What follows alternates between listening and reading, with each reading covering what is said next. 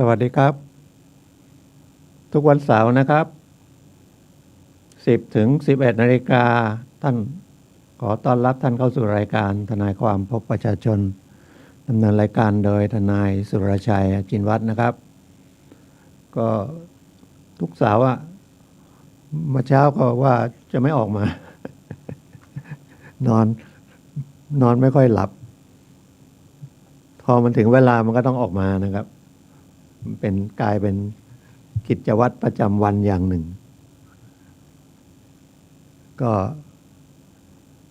ก็ดีนะจริงๆคำว่าดีนี่ก็คือต้องขอบคุณท่านพระครูนะครับผู้อำนวยการสถานีที่ให้โอกาสผมมานั่งคุยเรื่องกฎหมายกับท่านผู้ฟังแล้วก็ต้องขอบคุณท่านผู้ฟังทุกท่านนะครับที่ให้โอกาสนะครับเปิดคลื่น FM 104.5 เมกะเฮิรตซ์ทางวิทยุธรรมดาเนี่ยนะครับหรือเดี๋ยวนี้ก็เข้าไปที่ Facebook เข้าไปที่ YouTube นะครับวัดฝายหินนะครับก็จะเห็นมีภาพด้วยได้ยินเสียงด้วยแล้วก็ไปทั่วหรือจะเข้าวิทยุอินเทอร์เน็ตก็ได้นะถ้าเกิดไม่อยากเห็นหน้าเห็นตาคนพูดก็ หรือมันกลัวมันจะเปลืองสตังค์ก็ลองใช้อินเทอร์เน็ตใช้ YouTube ใช้อะไรมันอาจจะกินฐานกินโทรศัพท์มากกินอินเทอร์เน็ตมากเป็นวิทยุทางอินเทอร์เน็ตก็ได้ถ้ามันคลื่นวิทยุมันไม่ชัดเจนครับแต่ก็วัดฝายหินนี่ก็ลิงก์สัญญาณกันนะครับไปภาคเหนือนี่เกือบทุกจังหวัดผมก็ฟังนะครับฟังทุกวันดึกบางทีก่อนนอนเนี่ยแทนที่จะให้มันเงียบๆนะเปิดวิทยุฟัง 4 ทุ่ม 5 ทุ่มเที่ยงคืนโดยเฉพาะรายการเที่ยงคืนก็คนฟังเยอะนะเดอะเฮียนยังไงแล้วก็ของวัดฝายหินนี่ก็24 ชั่วโมงนะครับมีรายการธรรมะมีรายการสารพัดเป็นประโยชน์ของผมก็ได้รับมอบหมายให้นำเรื่องของกฎหมายมาคุยนะครับก็เกี่ยวเนื่องนะครับเพราะว่าทุกอย่างก็ขึ้นอยู่ที่กฎหมาย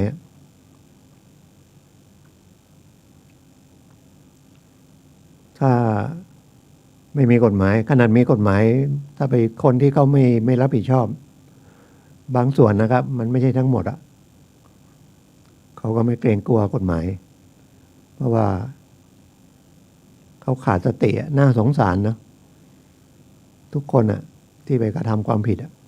แสดงว่าถ้าใช้ศัพท์ของทางบาลีเนาะภาษาพระเขาบอกเป็นพานพอพานสระอาลอลิงเนี่ยนะไม่ใช่อันธพาลนะ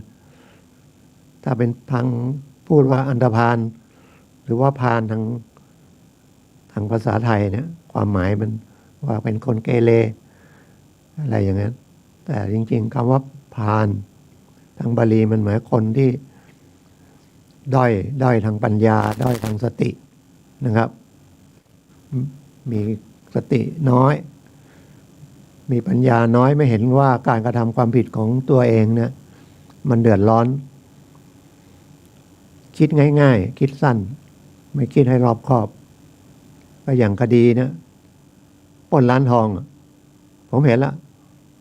เห็นในข่าวนะไม่ใช่ไปเห็นที่เขาปล้นผมก็บอกไม่เกิน3 วันสังเกตคดีปล้นร้านทองเนี่ยหรือปล้นธนาคารเนี่ย3 วันนะไม่เกิน7 วันตำรวจก็จะตามเราเดี๋ยวนี้ไปกระทำความผิดกล้องมันเยอะนะครับกล้องวงจรปิดแป๊บเดียวเองตามหนีไปนู่นไปที่ไหนลพบุรีเหรอจากไหนจากชลบุรีนะฮะ ทีนี้เขามีตำแหน่งหน้าที่อย่างที่ผมเคยเรียนแล้วว่านักเดี๋ยวนี้การอ่านข่าว การเสนอข่าวเนี่ยหมายว่าทำให้มันตื่นเต้นให้มันสนุกให้มันนะจริงๆไปเป็นตำรวจด้วยนะไปเติมอย่างนั้นนะมันก็จะไปมองว่าแล้วยิ่งมีข่าวตำรวจนะกลายเป็นตำรวจไม่ดี เพราะว่าคำว่าตำรวจเนี่ยเป็นสถาบันเหมือนอย่างคดีพระเชียงใหม่อย่างเงี้ยนะครับมันก็เป็นเฉพาะบุคคลนะครับ องค์กรมันก็รวมของบุคคลไอ้ตัวองค์กรเนี่ยมันไม่มีรูปร่างไม่มีอะไรแต่บริหารงานหรือดำเนินงานเหมือนบริษัทร้านค้าทางกฎหมายแพ่งก็บอกว่าเป็นนิติบุคคลนะเป็นสหกรณ์ก็ดีเป็นบริษัทก็ดีเป็นธนาคารก็ดีเป็นห้างร้านก็ดีนะครับเป็นข้าราชการก็ดีแต่นี่ไปอ่านข่าวถ้ามันบุคคลธรรมดานี่มันไม่ค่อยตื่นเต้นความคิดผมนะครับท่านเห็นด้วยหรือไม่เห็นด้วยไม่เป็นไรอันนี้เป็นแง่ความคิดขออนุญาตคุยนะครับก็จะลงไปว่าเป็นมีตำแหน่งด้วยยังทำผิดมันไม่ใช่มีตำแหน่งแล้วทำผิดไม่ได้หรอกคนนะครับคนที่นั่นนะแล้วถ้าไม่ได้นั่นจริงๆเขาก็ไม่ได้ถอดยศถอดอะไรออกหรืออย่างอีกคดีหนึ่งพอจับยาบ้าเขาเป็นทหารเรืออดีตทหารเรืออย่างเงี้ยคือเสนอข่าวคือที่ผมพูดไม่รู้ไปเน้นนะไปเน้นที่ตำแหน่งที่ยศอะไรเงี้ยทำให้เสื่อมเสียความคิดนะครับมันกระทบกระเทือนคนอื่นที่เขาเป็นทหารเป็นตำรวจหรือเป็นข้าราชการมันไม่ใช่ทหารตำรวจข้าราชการแล้วก็เขาจะมีศีลมีธรรมบางคนนะครับก็ไม่มีมันน้อยมันน่าจะเป็น1% 2%อย่างมากแต่เวลาอ่านข่าวแล้วก็มันว่าถ้ามียศมีตำแหน่งก็เหมือนพอหลวงบ้านอย่างเงี้ยไปกระทำความผิดก็มันเหมือนก็ดึงดูดให้คนสนใจข่าวเอาแค่นี้พอ เดี๋ยวมันเลยไปเยอะแล้วก็พอดีถ้าเป็นการดำเนินคดีอย่างที่เรียนนะมันก็แยกใหญ่ๆเลยคดีอาญาคดีแพ่งคดีแพ่งก็เรื่องส่วนตัวนะครับกระทบกระเทือนก็เรื่องส่วนตัวกู้ยืมเงินกันเดือดร้อนกันคนกู้กับคนให้กู้เช่าทรัพย์ก็เดือดร้อนกับคนเช่ากับเจ้าของบ้านให้เช่ากับคนเช่าซื้อขายกันก็คนซื้อคนขายนะครับมันไม่ได้ออกมาถึงสังคมถ้าเป็นคดีอาญามันสะเทือนถึงสังคมนะครับทุกอย่างถ้ามันสะเทือนสังคมมันก็จะมีโทษหนักกว่าทางคดีแพ่งมันไม่มีเรียกว่ามันไม่มีโทษนะมีก็นิดหน่อยถ้ากู้เงินก็ปรับดอกเบี้ยแล้วเดี๋ยวนี้อัตราดอกเบี้ยการปรับการอะไรหรือไม่ได้กำหนดดอกเบี้ยไว้ก็กฎหมายออกใหม่ก็ลดลง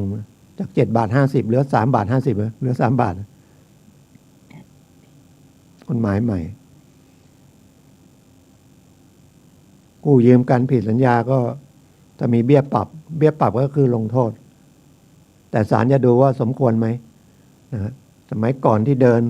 ที่ดินแพงๆแล้วก็ในหน้าก็ไปเดินหาที่หาทางให้ในทุนก็เขียนสัญญาวางมัดจำ100,000ถ้ารับไปแล้วเปลี่ยนใจไม่ขายปรับ100,000มันดูก็เหมือนเป็นสัญญาเนาะแต่จริงๆปรับไม่ได้หรอก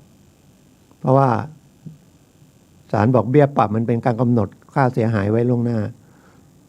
ศาลต้องมาดูว่าผิดเสียหายจริงตามนั้นไหมทำไมเปลี่ยนใจเพราะว่ามาลงมาซื้อที่ดินเราไร่ละแสนอย่างเงี้ยสมมุตินะครับ10 ไร่1,000,000ระวาง100,000แต่จริงๆพอไปสืบอีกทีเดี๋ยวนี้ราคาที่ดินมันไม่ใช่ไร่ละ100,000เนี่ยมันไร่ละ200,000นี่ใช่ไหมเราก็เปลี่ยนใจได้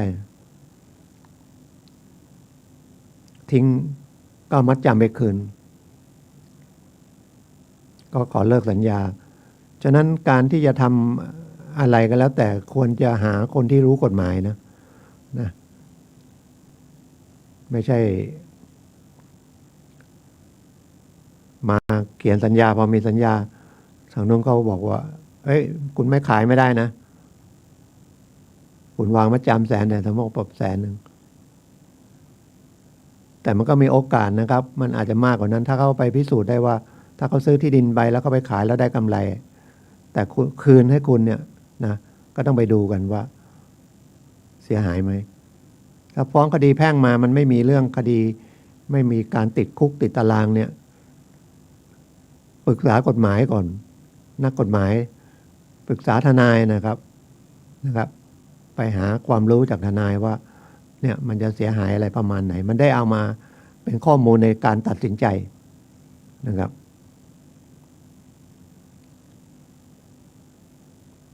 แต่ว่าที่ว่าเขาจะมาซื้อ200,000นั่นก็ต้องดูอีกทำสัญญาอีกก็ว่า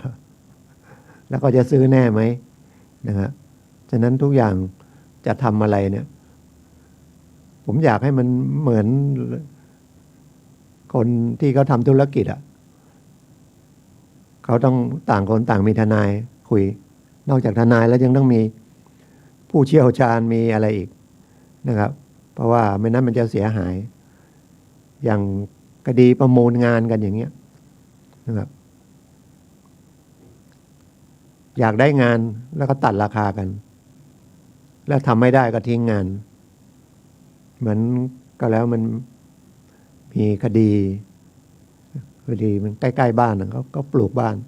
ถ้ารับฟังรายการทนายความพบประชาชนทางสถานีวิทยุวัดฝายหินนะครับคลื่น FM 104.5 เมกะเฮิรตซ์ 10 ถึง 11 นาฬิกาผมทนายสุรชัยคุยกับท่านนะครับวันนี้ก็จะเอาเข้าเรื่องของคดีอาญานะครับคดีแพ่งแต่ขอคุยเรื่องคดีแพ่งก่อนนะครับเดี๋ยวคดีอาญาแล้วคุยต่อเป็นความรู้นะครับมันเป็นความรู้ถือว่าเป็นความรู้รอบตัวอย่าไปบอกรู้กฎหมายแล้วก็ยากเข้าใจยากมันเข้าใจยากเข้าใจง่ายถ้าตั้งใจฟัง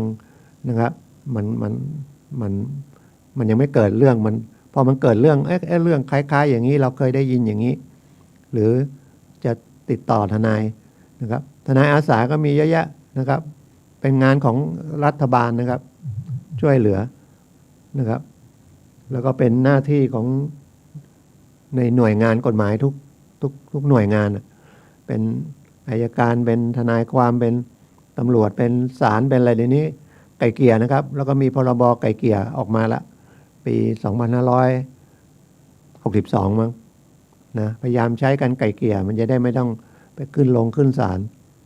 เสียเงินเสียทองเสียเวลาแล้วมันก็ไม่ได้เสียมิตรภาพด้วยนะครับใช้แต่ศาลอย่างเดียวมันก็แพ้ชนะก็แล้วแต่นะครับอย่างไปปลูกบ้านเนี่ยมันก็มีทำสัญญาแต่พอทำไปแล้วมันทำไม่ได้ก็เลยทิ้งงานถ้าทิ้งงานไปแล้วก็เสียหายเท่าไหร่ก็เอามาชดเชย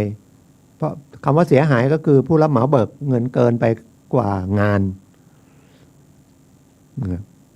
อย่างนั้นปลูกบ้านนี่ก็ต้องถามคนที่มีความรู้เรื่องบ้านด้วยนะครับว่าไอ้งวดงานสัญญางานเนี่ยนะหรือถามทนายก็ได้ทนายก็มีความรู้รอบตัวว่ามันเหมาะมันสมไหมอันนี้ก็เริ่มกันตั้งมีคนแรกมาก็600,000กว่าคนที่2ก็600,000คนที่3โมเมมา550,000เลย ทีนี้ตามสัญญานี้เลย เขียนสัญญามาตามงานเนี้ยตามแปลนเนี้ยมีแบบแปลนมีพิมพ์เขียว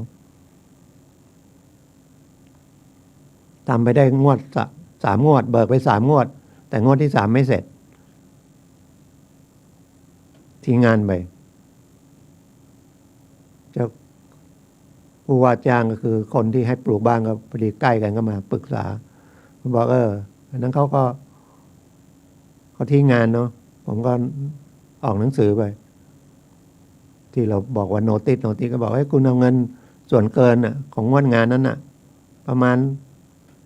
30,000เอามาคืน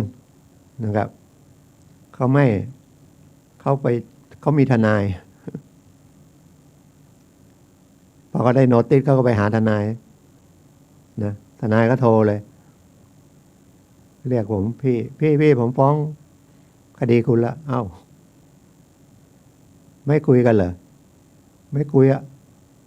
คุณทิ้งงานนะฟ้องเลยไปเจอทนายแบบเนี้ยบางท่านนะน้อยมากซึ่งมันมีในเรื่องมัญญาทนายอย่าไปยุให้เขาเป็นความควรจะประนีประนอมก็งงเหมือนกันพอไปขึ้นศาลแล้วก็ถามอีกว่าเอายังไง3-4 หมื่นเองเนี่ยนะครับเขากลับย้อนว่าทางฝ่ายผู้ว่าจ้างจะให้เขาเท่าไหร่บอกให้ไม่ได้นั้นก็ต้องว่ากันไปตามกระบวนการสุดท้ายศาลตัดสินให้จ่าย 40,000 กว่าบาทนะครับนะทั้งดอกเบี้ยทั้งค่าเสียหายเสียเวลาเลยด้วยก็ยังอุทธรณ์อีกคือไม่อยากให้ไปเจอทนายแบบนี้นะทำให้เสียชื่อเสียงวงการทนายแล้วก็เราก็จะเสียเงินไปเรื่อยสุดท้ายพอศาลมีคำพิพากษามาส่งคำบังคับไปเขาก็เลยมาขอผ่อนแล้วเขาก็บ่นมาไม่น่าไปเชื่อทนายเลยอันนี้มันทนายบางคนนะมันต้องดูพฤติกรรมมันต้องดูว่าเราก็ทิ้งงานแล้วก็ดูในสภาพแล้วไปฟังทนายยังไงคุณก็มาคุย30,000มาเดี๋ยวผมผ่อนให้สัก5-6 เดือนละ4-5,000เพราะว่ามันก็ผิดจริงๆนี่แบบดันทุลัง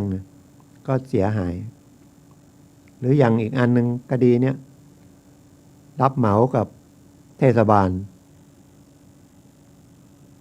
เห็นเขาทำงานก่อสร้างคิดว่าได้เงินดี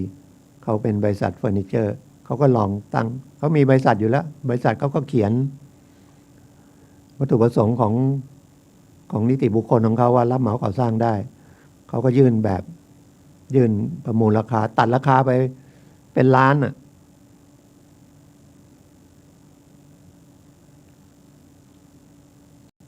จากเกือบ20 ล้านตัดไปเหลือ14-15 ล้านเสร็จแล้วทำไปไม่ตลอดแก้ผิดแบบทิ้งงานโดนนะคิดว่าง่ายบางทีคิดง่ายก็คิดผิดทำไปแล้วก็เบิกงานไปเบิกเงินไปบางทีก็ทำแล้วก็เบิกเงินไปแล้วอาจจะมีซิกแซกมีอะไรแล้วแต่เหมือนก็เบิกเกินงบไปแล้วก็ทิ้งงานก็ได้เพราะว่าถ้าทำต่อไปก็เห็นแล้วว่ามันขาดทุนนะครับอันนี้มันผิดทั้งทางแพ่งทั้งมันอาจจะเอาเข้าคดีอาญาด้วยนะเพราะว่าถ้าเกิดเจ้าหน้าที่ไปยอมในเรื่องที่มันผิดสัญญาผิดแบบก่อสร้างมันจะผิดแบบหรือทำไม่เสร็จแล้วบอกว่าเสร็จแล้วให้เบิกเงินไปมันก็จะไปขึ้นเดี๋ยวนี้มันมีศาลคดีอาญาทุจริตนะมันก็เกิดมาตามรัฐธรรมนูญเนี่ยที่เชียงใหม่ก็มีภาค5ดูแลภาคเหนือตอนบนนะครับตั้งอยู่ที่ศาลแขวงหรือศาลเด็กเนี่ยศาลแขวงด้วยศาลเด็กด้วยศาลคดีทุจริตด้วยอยู่ที่แยกศาลเด็กเนี่ยนะครับใครการก็ทำงานต้องระวังนะครับถ้าทุจริตจะขึ้นศาลนี้แล้วศาลนี้ก็คดีอาญาทั่วไปถ้าไม่ใช่คดี อาญาในศาลทุจริตเนี่ยเขาเรียกว่าระบบกล่าวหาเช่นไปลักทรัพย์เขาก็บอกว่าตำรวจก็แจ้งข้อหาก็คือกล่าวหานั่นนะคุณไปลักทรัพย์ฟ้องว่าคุณไปลักอัยการก็ฟ้องว่าลักทรัพย์แล้วก็คนฟ้องก็ต้องพิสูจน์ให้เห็นว่าจำเลยลักทรัพย์ศาลก็จะลงโทษตามนั้นนะครับแต่คดีทุจริตนี้ถ้าฟ้องกันก็คือเสนอชี้เบาะแสว่าเขาทุจริตประมาณไหนนะครับแล้วศาลจะมีสิทธิ์เรียกเอกสารเรียกข้อมูลเรียกพยานเรียกอะไรดำเนินการไปนะครับผมก่อนเข้ามาก็พยายามเช็คดูว่าอันนี้มันมาเนื่องกับคดีที่ตำรวจนะครับจับคนค้ายาเสพติดแล้วก็จะว่าเรียกทรัพย์หรือว่าอยากได้สอบสวนอะไรเอาถุงไปคุมหายใจไม่ออกก็ตายมันก็กลายเป็นไม่ใช่คดีอาญาธรรมดาแล้วเป็นข้าราชการเป็นตำรวจเป็นเจ้าหน้าที่มันก็เลยขึ้นศาลคดีอาญาทุจริตแล้วเขาก็โอนคดี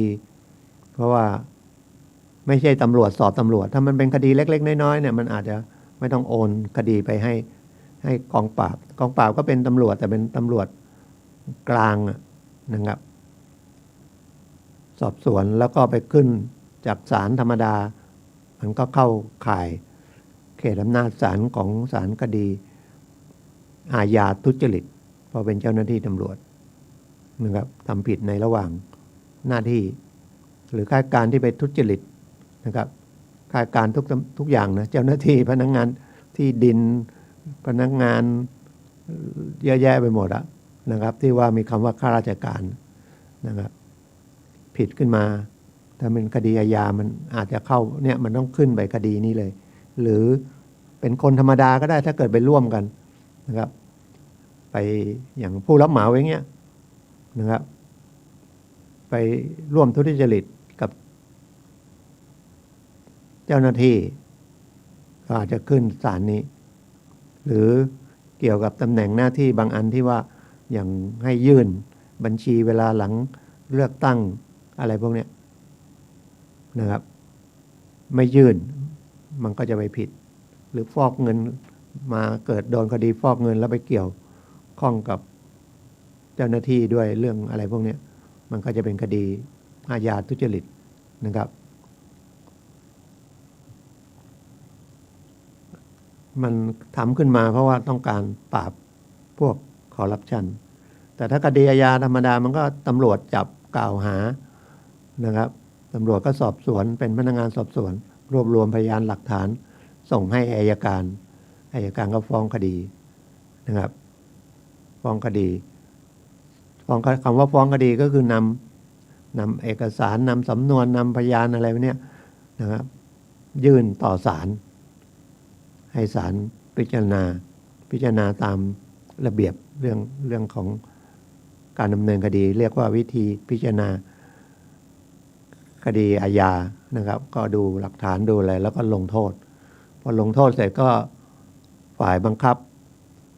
ให้มันเป็นตามโทษก็ไปกรมราชทัณฑ์เรือนจำทั้งหลายนะครับเรือนจำทั้งหลายก็ลงโทษไปแล้วระหว่างลงโทษก็ถือว่าเข้าไปอบรม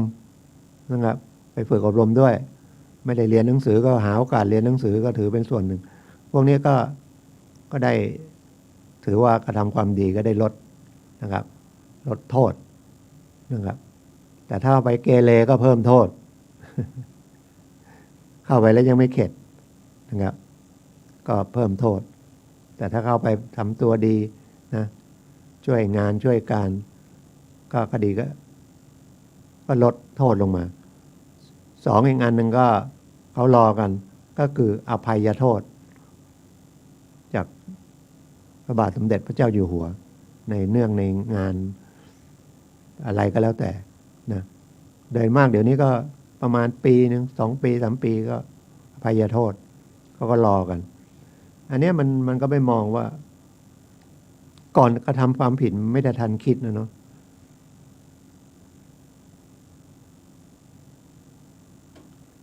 คิดเหมือนกันนะคิดว่าเขาจับไม่ได้ ก็คดีชิงทองโดนหนักเพราะว่าใช้อาวุธปืนก็เป็นชิงทรัพย์อยู่แล้ว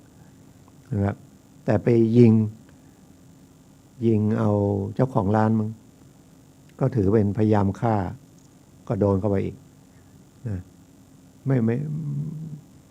คือคนถ้าจะทำผิดมันก็บอกไม่ได้แล้วเนาะเพราะมันไม่ได้คิดละเอียดถึงขนาดนั้นหรอกมันเหมือนขับรถไม่มีเบรกอะนะถึงจะมีก็ไม่เบรกอะปาดหน้าก็ไล่หนีไล่บี้กันก็อุบัติเหตุอันนี้เหมือนกันคิดอย่างเดียวเลยปล้นธนาคารปล้นร้านทองมันง่ายเนาะร้านทองแล้วก็จะไปปล้นอยู่ในห้างอ่ะ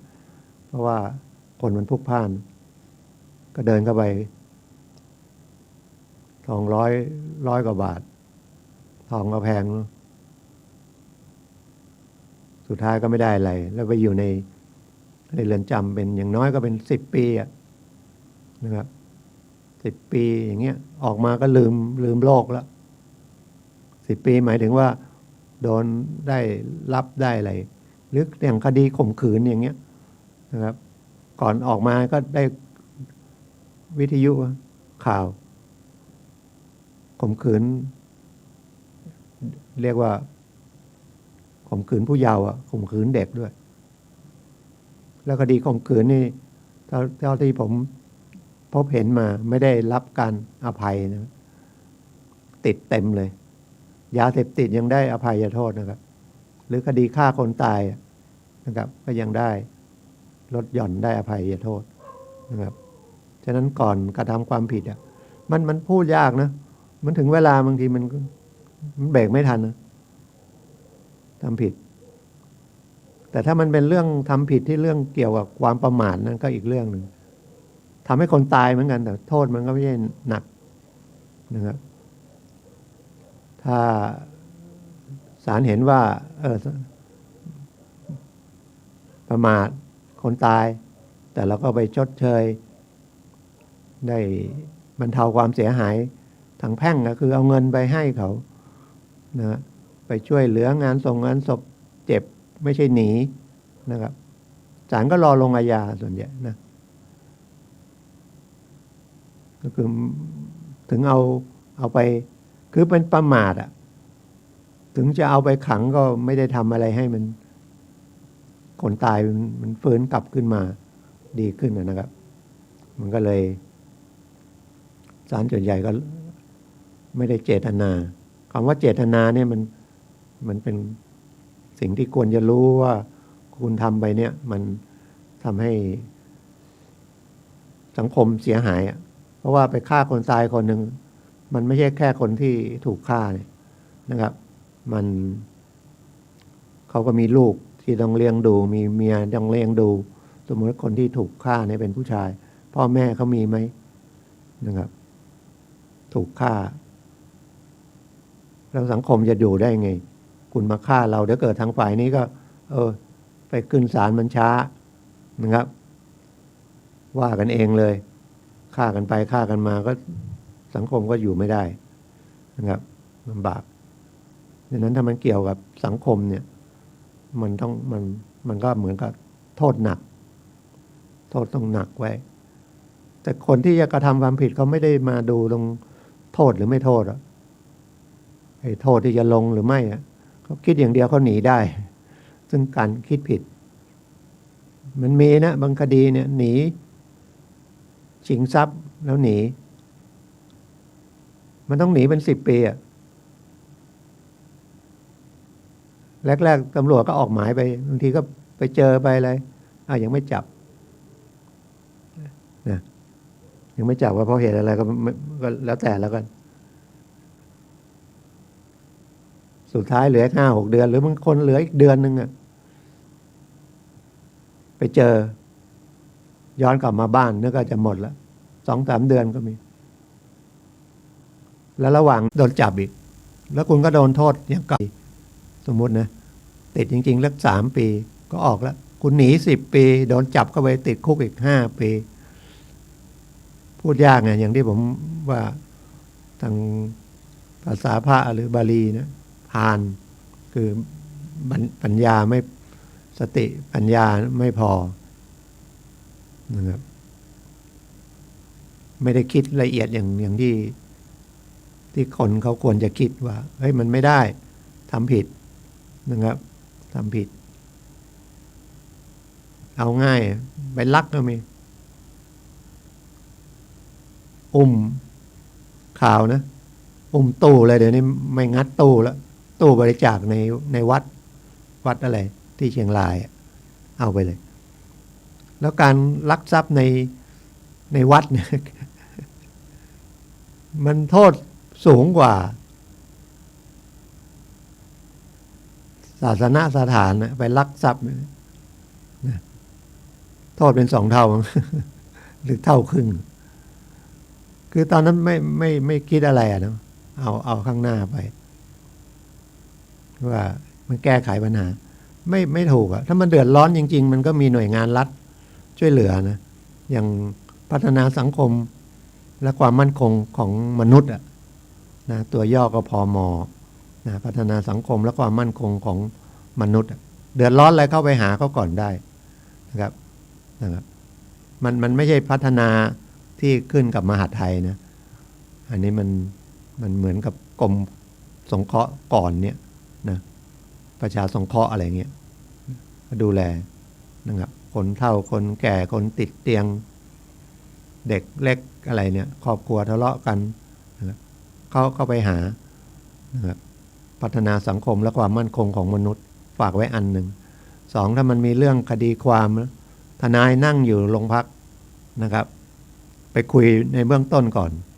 นะครับนะเชียงใหม่ก็ช้างเผือกแม่ปิงนะแล้วก็เอาลืมเลยที่ไหนอีกอันหนึ่งมี3 ที่นะครับเดี๋ยวจำได้บอกนะครับลำพูนยังมีอยู่ที่เดียวยังมีอยู่ที่กองเมืองนะวัดพระสิงห์ถ้าเชียงใหม่ก็กองเมืองที่ตรงวัดพระสิงห์นะครับสถานีตำรวจภูธรเมืองเชียงใหม่สถานีตำรวจภูธรช้างเผือกสถานีตำรวจภูธรลิมปิงเนาะเส้นต้นยางเก่าเลยแยกหนองหอยไปมีทนายนั่งทุกวันนะครับเสาร์อาทิตย์ก็นั่งวันหยุดราชการก็นั่งผมก็ไปนั่งของลำพูนจริงๆถ้าไม่ติดโควิดก็ลำพูนก็จะขยายนะครับเพราะว่าอันนี้มันก็มาจากรัฐธรรมนูญปี60นะครับว่าจะต้องมีทนายไปนั่งอยู่ที่โรงพักมันเป็นเหมือนกับส่วนหนึ่งของการพัฒนาปรับปรุงงานของตำรวจนะครับเวลามันก็ผ่านไปรวดเร็วเนาะแป๊บเดียวเป็นงานเร่งด่วนอยู่อันหนึ่งเรื่องกระบวนการยุติธรรมเรื่องตำรวจเนี่ยแต่มันก็ยังอืดไม่ทันใจเวลามันเร็วเกินมั้ง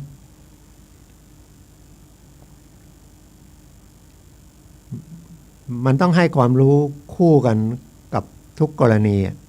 นะครับรู้จริงๆรู้ที่เอาชีวิตรอดโดยถูกต้องไม่ใช่ไปรู้กันสอบได้ประกาศแล้วก็ลืมหมดนะครับสอบได้ปริญญาก็เห็นเยอะแยะเลยเรียนจบปริญญาพ่อแม่หมดไป1 ล้าน4 ปีจบมางานไม่มีงานตรงกับสายงานก็มีไม่เอาก็มีนะครับบางทีไม่ใช่ว่าไม่มีงานนะมีงานแต่ไปทำไม่ถูกแล้วยิ่งถ้าพ่อแม่มีเงินมีทองอย่างเงี้ยนะฉันอยู่กับพ่อกับแม่ก็ได้นะรถยนต์ก็มีขี่แล้วพ่อแม่ผ่อนให้ นะความอึดความอดทนมันไม่เหมือนรุ่นเก่าๆนะครับทำงานคือทำงานจริงๆแล้วก็จบปวชปวสก็ทำงานได้แล้วนะครับเดี๋ยวนี้ไม่ได้จะต้องปริญญาปวชปวสจบมาก็ถ้าเรียนจริงๆตามหลักสูตรแล้วก็ลงมือฝึกอะไรจริงๆทำมาหากินได้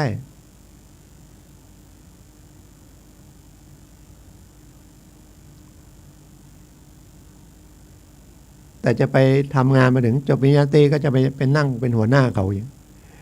นะไม่ต้องออกอะไร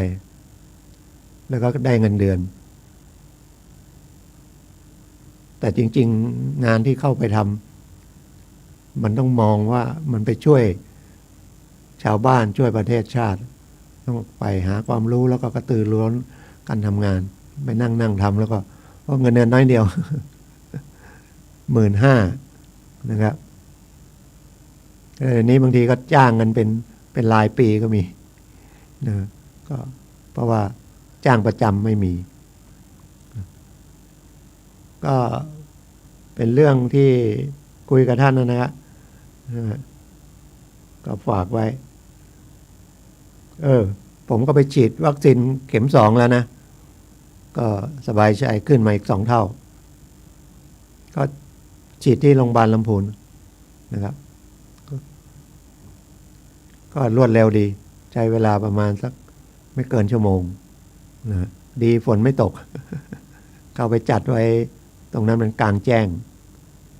ในอาคารเหมือนกันแต่เป็นส่วนของดาดฟ้าเต็นท์แล้วก็มีเต็นท์เดียวถ้าฝนตกมาก็หลบเข้าไปในอาคารนั้นดีฝนไม่ตกแล้วก็มันลดขั้นตอนไปเยอะเพราะว่ามันมีประวัติจากเข็ม 1อยู่แล้วไม่ต้องวัดความดันอะไรนะเข็ม 1ช้าหน่อยวัดความดันถามตรวจร่างกายเบื้องต้นอันนี้มันตัดไปหมดเอาบัตรประชาชนไปยื่นก็ได้คิวก็รอคิวได้ก็เข้าไปครับรอตรงที่เขาสอบประวัตินี้เนี่ยแต่เขาไม่สอบเลยเขาเอาบัตรประชาชนไปเขาก็พิมพ์เลขคีย์เลขเข้าไปก็ขึ้นมาปริ้นออกมาพิมพ์ออกมาเป็นกระดาษนะแล้วก็ให้เราเซ็นชื่อเป็นราชการต้องนั่งอย่างนั้นนะครับเซ็นชื่อจะได้ว่ายินยอมให้ฉีดยาแล้วคนที่ฉีดยาก็เซ็นชื่อพอฉีดเสร็จเขาเซ็นชื่อนะแล้วก็เขาก็เอาไปเก็บอยู่ในแฟ้มเสร็จแล้วก็ส่งมาทางมือถือทางหมอพร้อมนะครับเป็นหนังสือรับรองนะแต่มันอยู่ในเครื่องทีนี้ไปไหนก็มีอะไรแล้วก็กดที่หมอพร้อมเนี่ยมันก็จะปรากฏขึ้นมาว่าเข็ม 1ฉีดเมื่อไหร่เข็ม 2ฉีดเมื่อไหร่เป็นวัคซีนอะไรผมก็ได้แอสตราทั้ง2เข็มแรกแอสตราเข็ม 2มันก็แอสตรานะครับก็มีนัมเบอร์ของวัคซีนมีนัมเบอร์โค้ดฉีดใช้เลขบัตร13 หลักบัตรประชาชนแต่บางที่เขาก็ให้เอกสารเลยนะครับให้เอกสารเลยเพราะว่าเดี๋ยวมันจะเดินทางถ้าเดินทางบางคนจะเดินทางอย่างเงี้ยนะครับจะบินไปบินมาอย่างเชียงใหม่ถ้าจากกรุงเทพมาหรือจากกรุงเทพไปนะครับส่วนใหญ่มันต้องจากกรุงเทพมากรุงเทพมันคุณฉีดยาครบไหมนะครับเนาะแล้วตรวจเชื้อมาแล้วยังเพราะว่ามันกลัวเข้ามาระบาดเชียงใหม่แต่ตอนนี้เชียงใหม่มันก็น่าจะซาลงก็จะเปิดขายอาหารอะไรตามปกตินะครับแต่กลายเป็นลำพูนประกาศปิด เข้มงวดอยู่นะครับเพราะว่าปิดต่อนะพวกร้านอาหารเรื่องอะไรที่ลำพูนนะเข้มงวดมันก็บริหารงานยากนะอย่างดูที่เขาในสภานะเลือกตั้งเข้าไปก็บริหารไปส่วนครับก็ทางฝ่ายค้านคือฝ่ายที่ฝ่ายจริงๆไปเรียกฝ่ายรัฐบาลฝ่ายค้านมันก็เลยค้านอย่างเดียว เขาเรียกมันเป็นฝ่ายตรวจสอบเนาะฝ่ายค้านฝ่ายที่ไม่ได้เป็นรัฐบาลก็ต้องทำหน้าที่ตรวจสอบแต่ในฐานะที่เป็นสสมันจะฝ่ายรัฐบาลหรือฝ่ายค้านคุณก็ต้องดูแลชาวบ้านนะให้มันเอาอย่างฉีดยาเนี่ยมันก็ต้องไปดูไปแนะนำให้เขาฉีด ไปหายามาหาวัคซีนมานะประสานกับรัฐบาลอะไรก็แล้วแต่ทำให้มันประสานกับหน่วยงานราชการนะอย่าไปประสานรัฐบาลไม่ใช่ฝ่ายค้านขึ้นมาก็ด่าอย่างเดียวเลยนะเป็นวัฒนธรรมการเมืองไทยไหมขึ้นมาก็ใส่กันตำหนิติเตียนอย่างเดียวอะนะครับแล้วมันมีอันหนึ่งมันก็แปลกๆเนาะอันนี้ไม่ได้คุยตำหนิติเตียนใครแล้วก็ไม่ใช่เรื่องการเมืองนะเดี๋ยวฐานีจะเดือดร้อนก็ว่ามีการจ่ายเงิน5 ล้านผมก็ไม่มันจะจ่ายบอกรัฐบาลฝ่ายรัฐบาลจ่ายเงินให้สสเพื่อช่วยยกมือจ่ายคนละ5 ล้านเรียกขึ้นไปชั้นในห้องนี้ผมก็มานึกเงิน5 ล้านเนี่ยมันกี่มัดคือถ้าใบละพันมันก็ต้องพันหมื่นแสนมันปึ้งหนึ่งที่จากธนาคารน่ะมันเป็นมัดละ100 ใบเนาะถูกไหมมัดหนึ่งอ่ะนะครับก็ประมาณสัก2-3 เซนมั้งไม่ถึงนิ้วมั้งไว้วางโต๊ะ100 ใบอ่ะถ้าใบละพัน100 ใบมันเท่าไหร่พันหมื่นแสนปึ้งละแสนอ่ะสูงสุดไปเบิกธนาคารเนี่ยมัดหนึ่งอ่ะแบงก์00ของไทยธนบัตรเนี่ยมันก็ใบละพันถ้าเราไปเบิกเงินแสนเขาเอาใบละพันให้มันก็มัด100 ใบแต่ถ้าเขามีใบ500มันก็ต้องเป็น2 มัดละ50,000 100 ใบหรือถ้าเราไปเอาใบ100มันก็100 ใบใบ100มันก็ต้อง10,000เขาแลกตังค์10,000ขอใบ100อย่างเงี้ยเอาแบงค์พันไป10 ใบได้ใบ100มา100 ใบ100 พันหมื่นถ้าล้านหนึ่งมันก็ต้องถ้าใบละพันมันต้อง10 มัด10 มัดแล้วถ้ามัน5 ล้านมันก็ต้อง50 มัดอ่ะแล้วมันจะใส่กระเป๋ากันยังไงเอามายังไง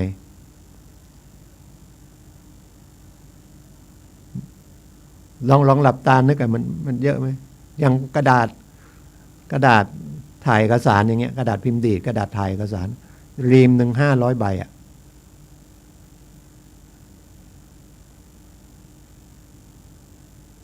ถ้า500 ใบก็เท่าไหร่100 พันหมื่นก็ใบละพันแล้วเขาจะโอ้โหตายน้ำตื้นอะไรขนาดนี้เหรอไปเบิกเงินมันก็ดังละไปเบิกธนาคารแล้วมันอยู่ดีอย่างเรามีเงินเนี่ยจะไปเบิกเงินล้านธนาคารต้องโทรไปก่อนนะครับ1-2 ล้านเนี่ยไม่ใช่เขาไปถึงเขาเตรียมให้1 ล้านอาจจะได้นะแต่ถ้ามันเป็น5 ล้าน10 ล้านอย่างเงี้ยแล้วถ้ามันจ่าย10 คนมันก็ดังตั้งแต่ธนาคารแล้วก็นะนักข่าวก็โหวายตาไวเลยจะเอาเงินอย่างไหนเงินสดไปเขียนเช็คเหรอเขียนเช็คไม่ได้โหมันชัดเจนเลยเงินสดเลยเบิกจากไหนมาเดี๋ยวธนาคารเดี๋ยวนักข่าวก็ไปไซต์ธนาคารได้เลขนี้ถึงเลขนี้เอาไปแจกในสภามันก็แปลกๆนะดูตามข้อสังเกตแล้วกันพอแค่นี้ก่อน ไม่รู้ใครล่อใครเนาะใครจะไปแจกอย่างนั้นเหมือนกับซื้อเสียงถามว่าไปแจกกันยังไงไปแลกเงินมันก็รู้แล้วเนาะเอาเงินธนาคารรู้แล้วทำไมคุณแลกใบย่อยเยอะๆช่วงเลือกตั้งสมมตินะบางทีก็ไม่มีอีกไปแลกย่อยๆมากใบ20 บาทอย่างเงี้ยไม่ค่อยมีแล้วใบ50 บาทก็ไม่ค่อยมีหรอกนะเขาไม่ค่อยให้แลกยกเว้นต้องติดต่อเขาไปก่อนหรือไม่นั้นก็ต้องไปแลกที่คลังจังหวัดเขาไม่ได้เตรียมไว้นะครับเบิกเงิน1 ล้าน2 ล้าน3 ล้านเนี่ยไม่ใช่เอาไปเข้าได้เข้าได้นะครับเท่าไหร่เขาก็รับแต่ไปเบิกเนี่ยนะครับไม่ใช่ถือไปถึงมีเงินขอเบิกเลย3 ล้าน5 ล้านอย่างเงี้ย เขาก็บอกว่าเดี๋ยวคอยก่อนเขาต้องไประดมมาจากไหนก็อาจจะวิ่งแววที่คลังจังหวัดหรือไปขอธนาคารสาขาอื่นที่มันมีรวมๆมาให้คุยกันเล่นๆเนาะคุยกันเล่นๆก็ทุกวันเสาร์นะครับทุกวันเสาร์ก็พบกันนะครับก็ธรรมดาก่อนจบรายการก็ขออนุญาตนะครับเพราะว่าเป็นเรื่องการทำฝึกจิตใจนะครับสถาบันพลังจิตตานุภาพฝึกเราไปหนักที่พระอาจารย์หลวงพ่อตั้งสถาบันพลังจิตตานุภาพหลวงพ่อวิริยังนะครับสมเด็จพระยานวิรโชวชิระโลดมนะเป็นสมเด็จแต่ท่านก็มรณภาพไปแล้วนะแต่ตั้งสถาบันพลังจิตตานุภาพปี2540นะช่วงต้มยำกุ้งเศรษฐกิจไม่ดีแต่มันไม่ร้ายเหมือนกับช่วงโควิดนี่แหละครับแต่มันก็ร้ายนะณวันนั้นน่ะร้ายนะมันก็เป็นยุคไปเสียหายเงินทองค่าธุรกิจอะไรเยอะแยะท่านก็ว่าถ้าคนมันท่านมองการไกลไม่ใช่ท่านกลัวว่าธุรกิจมันก็ล้มได้มันก็ขึ้นได้แต่ช่วงนี้ตั้งสติก่อนมาฝึกกำลังใจเปิดสอน3 รุ่นพวกนักธุรกิจอะไรพวกนี้ไปเรียนนะรวมทั้งคนอื่นด้วยแล้วก็เลยเปิดต่อมาเรื่อยนะครับแล้วก็มาเปิดที่เชียงใหม่เนี่ยสาขา24ปี53ช่วงนั้นมันไม่ค่อยโฆษณาด้วยไม่อะไรด้วยมันก็มีกิจกรรมมาตลอดแต่สาขามันน้อยไม่ค่อยโฆษณาไม่รู้ว่ายังไงนะครับรู้กันเฉพาะภายในหรือยังไงหรือเฉพาะผู้สนใจจริงๆเปิดมา10 กว่าปีมีอยู่20 กว่าสาขาเท่านั้นแต่พอหลังจากนั้นมา10 ปีเนี่ยมาถึงสาขาที่47พอดีโควิดมันเข้าตอนนั้นมีเกือบ300 สาขานะเพราะว่าทุกคนเห็นประโยชน์ว่าไปฝึกตามหลักสูตรของพระอาจารย์หลวงพ่อวิริยังเนี่ยมันได้ผลฝึกกันจริงๆเลยนะครับถ้าเต็มสตรีมคอร์สของครูสมาธิเนี่ย6 เดือนนะครับประมาณ100 หัวข้อเป็นตำรา3 เล่มทีนี้โควิดมันก็มองมุมดีมันก็ดีเนาะเลยทำให้เกิด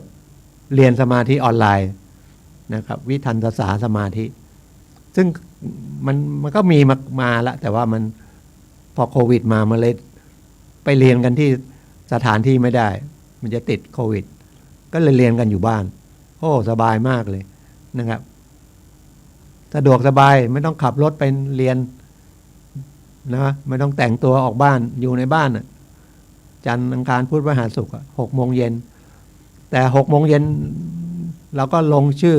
ว่าเข้าเรียนแต่เราจะไปเปิดคำบรรยายช่วงไหนก็ได้นะครับสะดวกสบายที่สุดแล้วเราจะฝึกเดินจงกรมนั่งสมาธิ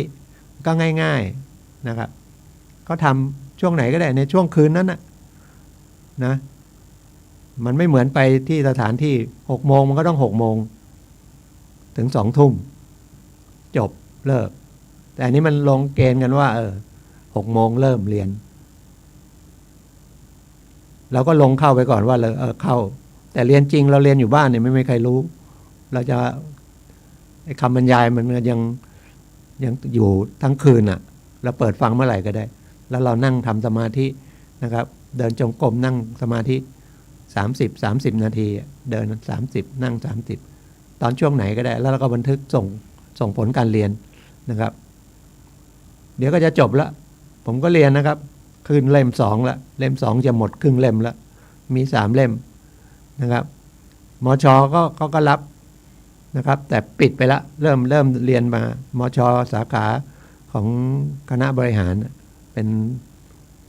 สาขาที่64ผมไปลงเรียนที่ลำพูนสาขาที่242เรียนเมื่อกรกฎาน่าจะกรกฎาของวัดป่าดาราพิรมย์ก็เปิดเมื่อสิงหาต่อไปจะเปิดตลอดนะครับซึ่ง ตามข่าวใน Facebook ก็ได้ใน YouTube ก็ได้พิมพ์เข้าไปนะครับสมาธิ .com ก็ได้ Will Power นะครับหรือพิมพ์หลวงพ่อวิริยังก็ได้หรือวิทิสาวิทันตสาก็ได้วิวออีวิท้อมกับนหนูต่อทหารต่อเต่าครับเข้าไปแล้วเดี๋ยวก็เปิดที่ไหนแล้วก็ลงเรียน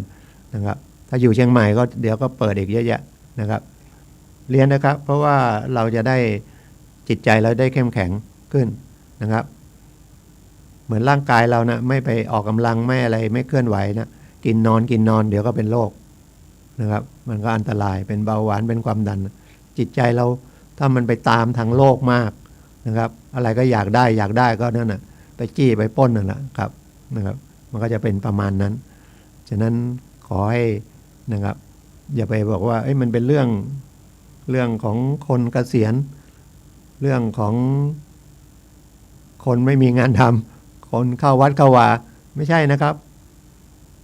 คนเรามีสองส่วนนะครับร่างกายกับจิตใจนะครับเราจะไปบำรุงกับร่างกายเรานะครับหน้าไม่สวยก็ไปผ่าตัดเลยนะกินวิตามินให้ร่างกายมันดีกินอาหารมันดีนะครับแต่ถ้าเราไม่ควบคุมนะครับอาหารอร่อยเราก็กินเยอะอร่อยนี่มีเงินด้วยก็เหนื่อยมาแล้วนี่ได้เงินมาก็กินเยอะเที่ยวเยอะนะครับเที่ยวไปเที่ยวมาเที่ยวอย่างเดียวไม่สนุกแล้วก็มีสุรานะครับไปเที่ยวอีกผู้ชายก็ไปเที่ยวนะครับสถานบันเทิงนะไปฟังเพลงไปดูนักร้องดูผู้หญิงอะไรก็ว่ากันไปนะครับมันก็เกินสมควรก็เลยเถิดเลยไปซื้อรถก็นะครับแทนที่จะพอใช้ประโยชน์มันก็กลายเป็นแข่งขันนะครับไปทางวัตถุไว้มากนะครับเพราะว่าธรรมชาติคนมาเกิดเนี่ยมันต้องมีสิ่งที่ติดใจมาละติดในจิตใจเราเนี่ยความโลภความโกรธความหลงนะครับแต่องค์สัมมาสัมพุทธเจ้าเป็นอรหันต์เนี่ยนะครับนะท่านก็คิดว่าทำยังไงให้มันพ้นจากกิเลสได้นะครับหรือให้มันบรรเทาได้ก็คือเรื่องของสติเรื่องของสมาธินั่นแหละนะครับไปฝึกสมาธิก็คือฝึกสตินะครับแต่คนเราก็ไม่ก็อยากฝึกเนาะ ฝึกก็คือดูแลตัวเองนะครับรู้จักตัวเราเองไหมนะครับแต่ส่วนใหญ่มันจะไม่รู้จักกันนะไม่ใช่ว่าผมก็รู้จักตัวเองดีพอนะครับมันต้องรู้ว่ามันก็คิดไม่ดีเราก็ต้องอันนั้นมันเป็นความคิดไม่ดีเราไม่ทำนะครับหรือไปทำก็ต้องระมัดทำอย่าไปทำเยอะ พูดยากนะถ้าคนไม่ได้ดูแลเรื่องจิตใจสำคัญมันไม่นะมันจะตามโลกไปหมดนะครับตามโลกก็อย่างโฆษณาทีวีขายของใช่ไหมเอานักการตลาดเขาเรียนอะไรเรียนนิสัยคนนี่แหละเรียนความโลภนะครับของถูกของดีราคาถูกโดนล่อลวงกันหมดก็ของดีราคาถูกนะครับการพนันออนไลน์มันก็มีอยู่ในมือถือนะครับซื้ออะไรก็ได้ของผิดกฎหมายในมือถือก็มีนะครับขายของมาก็เขาก็รู้นิสัยของธรรมชาติมนุษย์ว่าอยากได้ของดีของถูกเขาก็ลงมานะครับว่าอันนี้ของดีของถูกนะครับแล้วเราก็หลวมตัวหรือบางทีเอาเงินมาล่อคุณอยากได้กู้เงินไหมนะสมัครสมาชิกหน่อยนึงนะแล้วมันไปลงโฆษณาทางโซเชียลอย่างเงี้ยมันเยอะนะครับลงไปมาแพร่ไปแล้วคนประเทศไทยมีเท่าไหร่เชื่อคุณสัก1,000 คนสมมตินะ1,000 คนหลอกได้คนละ500มาเท่าไหร่นะ1,000 10,000 แสน500,000ละแล้วก็ปิดเพจปิดหนีไปแล้วจะไปแจ้งความก็ไม่อยากแจ้งความแล้วนะครับเพราะว่าเสียเวลานะครับ500เองเดี๋ยวนี้เขาหลอกอย่างเงี้ยหรือบางทีก็ตั้งขึ้นมาระวังนะบางทีตั้งขึ้นมาขอบริจาคดูให้ดีๆนะ มันอาจจะเป็นของปลอมก็ได้บริจาค1 บาท9 บาทอย่างเงี้ยแล้วคนไทยชอบบริจาคอยากได้บุญก็บริจาคนะครับ 9 บาทเอาไปเลย10 บาทนะครับมันก็เลยไอ้สิ่งที่ดีๆมันก็มีนะครับที่เขามาขอความช่วยเหลือไอ้ทางโซเชียลมีเดียเนี่ยนะทาง Facebook ทาง YouTube อะไรพวกเนี้ยได้มาเข้ามาทาง Facebook นะครับแต่ให้มันสังเกตมันเป็นไปไม่ได้โอ้มันออกมาสวยเลยผมเห็นแล้วก็ยังอยากจะซื้อเลยนาฬิกาสวิสเนี่ยโอเมก้าอะไรพวกเนี้ยนาฬิกาโอ้โหดีๆเรือนเป็นแสนๆขายเดือน 2-3 พันเนี่ยเป็นไปได้ยังไงลด 90% นะครับหรือเครื่องมือเครื่องใช้อะไรทั้งหลายแหละนะครับมันผิดราคาเกินไปเป็นไปไม่ได้เสื้อเนี่ยนะครับเสื้อผ้าอันนี้เตือนนะครับเช็คให้มันดีก่อนที่จะไปซื้อนะครับหรือถ้าเราเคยซื้อแล้วไอ้ร้านเนี่ยมันก็ไม่ใช่มันก็ถูกแต่มันไม่ใช่ถูกมากแล้วของมันดีก็ใช้ได้ซื้อได้นะครับเสื้อดีๆเสื้อตัว 3-4 พันเหลือตัว 3-400อย่างเงี้ยเป็นไปไม่ได้ยากเขาก็ออกมาว่าตอนนี้โควิดนะครับเขาปิดร้านละสู้ค่าเช่าไม่ไหวเขาจะเลหลังมีอยู่แค่เนี้ย100-200 ตัวเอาไหมนะครับเสื้อยี่ห้อดังๆนะครับตัวนึงไหลก่อนลดราคายัง 2,000 นะเต็มก็4-5 พันอย่างเงี้ยนะครับแล้วมาเหลือ 400-500นะครับก็ให้ระวังแล้วกันนะครับฉะนั้นเรื่องของจิตใจต้องอบรมนะครับก็ทุกวันนะครับทุกวันเสาร์ก็เดี๋ยวผมต้องขออนุญาตออกก่อนนิดนึงนะเพราะในการมันไม่แน่ใจละเครื่องไหนนะครับเพราะว่าท่านอาจารย์สุนายก็เดี๋ยวจะเข้ามารายการพลังแห่งชีวิตนะครับดังนั้นก็ทุกวันเสาร์นะครับผมทนายสุรชัยเบอร์โทรศัพท์ยังเบอร์เดิมนะครับ0896355649 นะฮะคุยกันเรื่องกฎหมายหรือเรื่องของสถาบันพลังจิตานุภาพก็ได้นะครับช่วงกลางวันนะครับก็ขอบคุณทุกท่านที่รับฟังนะครับยังไม่ได้ฉีดยาอะไรก็รีบไปฉีดวัคซีนนะครับไปตามนัดนะครับเดี๋ยวก็ต่อไปรายการของท่านอาจารย์สุนัยครับพลังแห่งชีวิตขอบคุณทุกท่านครับพบกันใหม่วันเสาร์หน้าครับสวัสดีครับ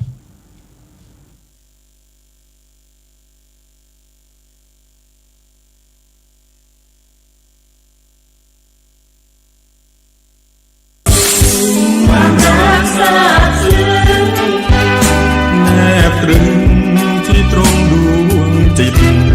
กับได้พบมิตรกับได้พบ